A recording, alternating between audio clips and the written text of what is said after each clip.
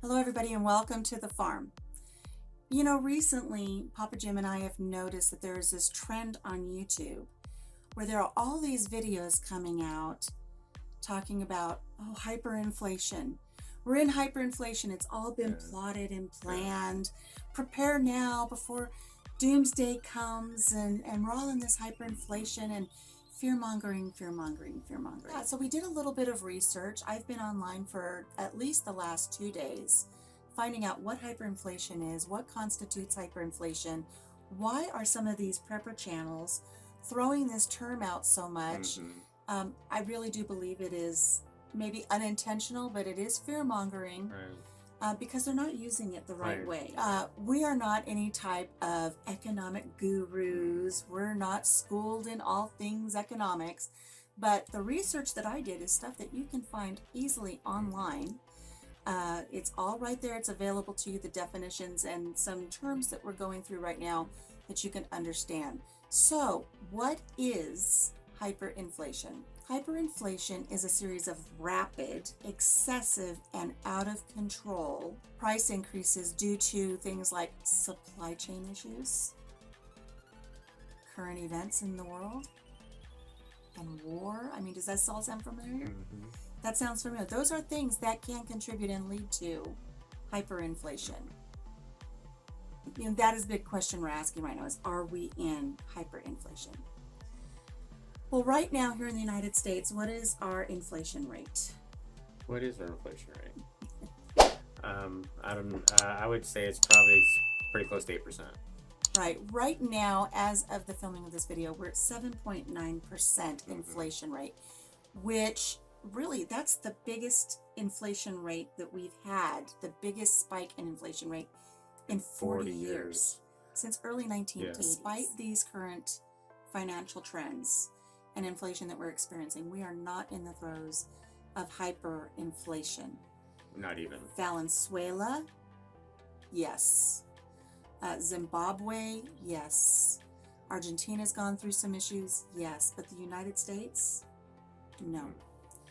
The closest the United States has ever come to a state of hyperinflation was during the Civil War. So between 1860 and 1865, the southern states came very close to an economic collapse, experiencing hyperinflation, but they never reached it. The United States has never suffered from a hyperinflation event.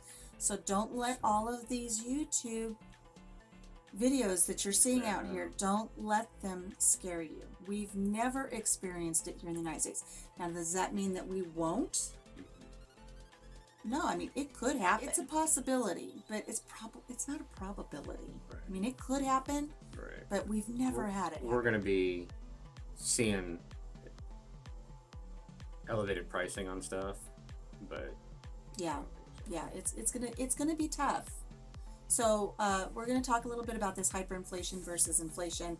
Then we're going to have a follow-up video discussing some of the things that you might want to go ahead and start doing now, because we are going to be seeing some changes coming. We'll be talking about that. As we said earlier, the inflation rate right now for the United States is 7.9%. And we think it's bad.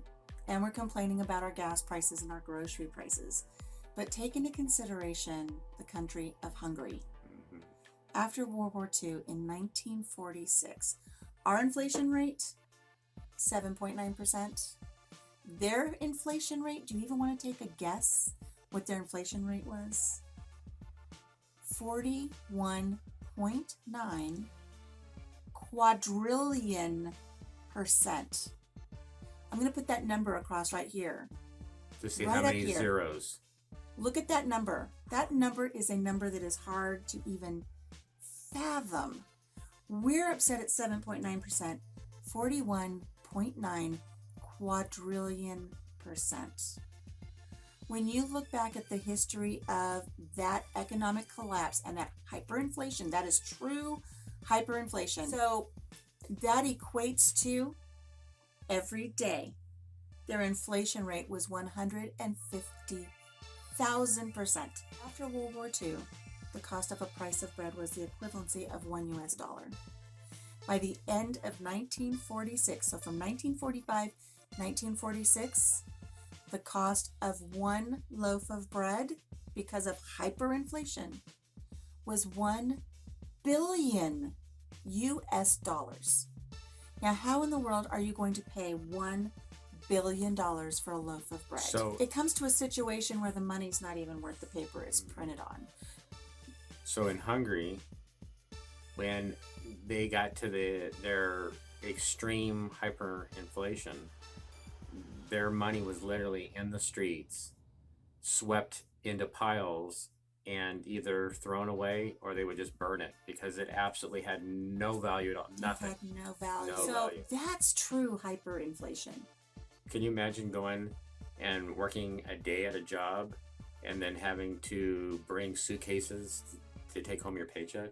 Yeah, I mean, you've seen the pictures. I know you guys have seen the pictures back in the day of people having to take a wheelbarrow full of money. And you're thinking, man, that's a lot of money. Just to get a few slices of bread. Yeah. So you know what they did? They started bartering. Because the paper money had no value. Coin money was not even available anymore. So they started bartering. And so that's something you're going to want to keep in mind if we do get into a stressful situation. I'm not saying we're doing hyperinflation. Right. But this is important to do even at the rate we're going at with Right. inflation. Surplus sharing, share your resources, share your skill sets. Back then, if somebody wanted to go do something, they could exchange a service for a half a dozen eggs, or you could exchange a service for a little bit of fat that you could use to cook in. Right. So, and speaking of fat, because of what's going on right now, oils, safflower oil, sunflower oil, edible oils are reportedly going to skyrocket. Where do we Wheat skyrocket. Where do we get most of our edible oils from? We get them from Russia and Ukraine. And who's in turmoil right now? Enough said. So if you don't have a nice supply of cooking oils, also pastas are clearing off the shelves. Pastas because of the wheat. Yeah, so hopefully your long-term pantry and your short-term pantry, your working pantry, are well stocked. We'll be talking about that in the next video. Some of the things we have. By no means this is to scare people at No. all. Nothing. This is not a fear-mongering video. It is just to share what we've learned. We really don't want you to be scared of what you're seeing and hearing on YouTube about all of this hyperinflation stuff. We are not in a state of hyperinflation. So we're just being inconvenienced. Right. So the basis of the hyperinflation for Hungary was at the end of World War II. The coalition, which was the United States was part of it, the coalition seized Hungary's gold. And so their money had nothing basis on. And so that was the start of their hyperinflation.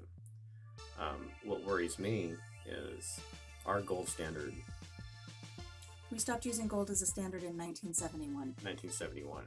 Which means that we were printing off more money than, basically, as my analogy would be, is when somebody kind of overruns their mouth and doesn't have anything to back it up.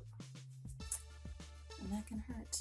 That's what our government, unfortunately, as they keep shelling out the money, is we have nothing to back it up.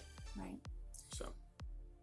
So, again, we're not knocking some of these prepper channels that are putting information out there. We're knocking the message, but we're not knocking their channels.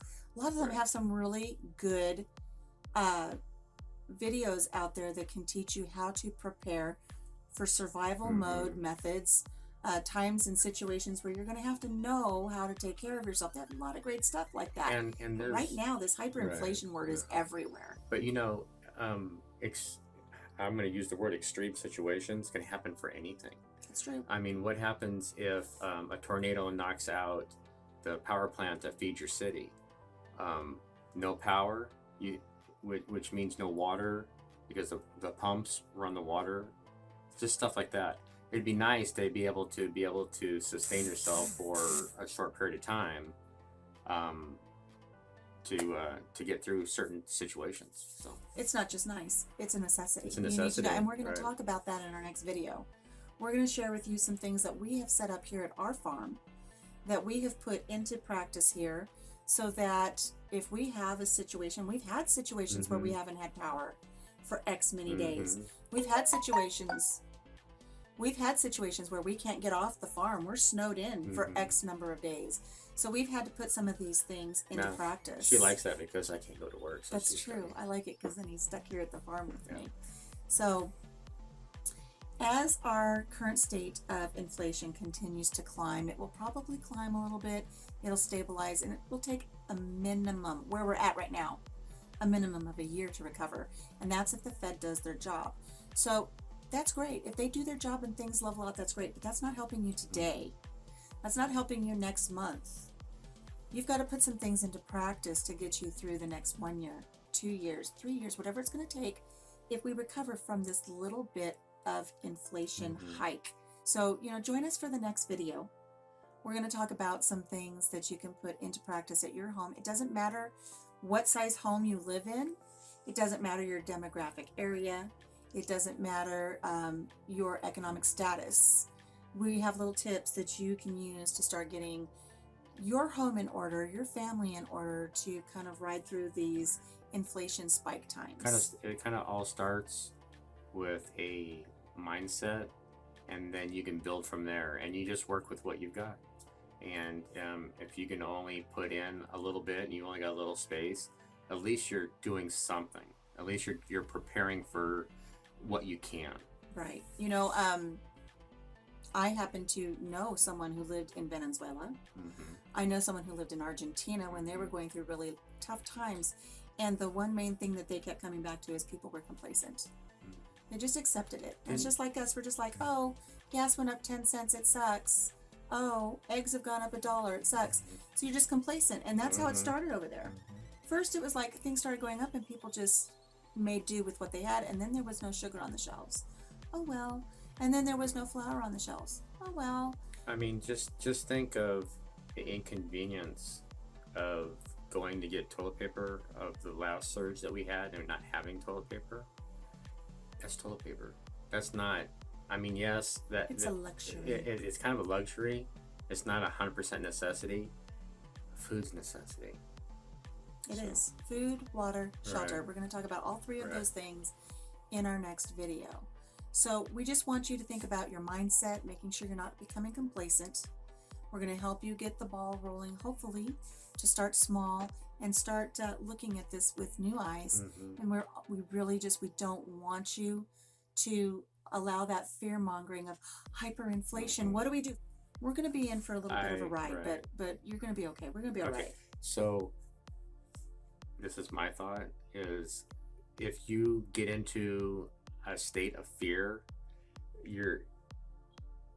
that controls your thought processes and stuff. And so you don't want to, even in a bad situation, don't be fearful. Let your mind work and be prepared. Don't let fear control. I mean, honestly, it's just, I know things can be worrisome, but don't. Just prepare. And again, the key thing is don't let these bigger channels use these big words to put you into a state of panic. Hyperinflation. We don't have that. We don't have it, and we're far away from anything like that. I mean, So join us for our next video. We're going to go through those 15 things that you can start now to start securing yourself and your family against some of these inconveniences. And I know we're going to get some feedback from, some families that say this inconvenience is going to be the difference between fuel and medicine for me. We get that. We get it. And it's going to impact us too. Right. And we'll go more into that in our next video. We will. But we're not in hyperinflation. No. That's all we're saying. Yeah. So until we see you again here on the farm, make sure you come back. Take care of yourself. Take care of each other, and have a blessed day. Bye-bye. Bye.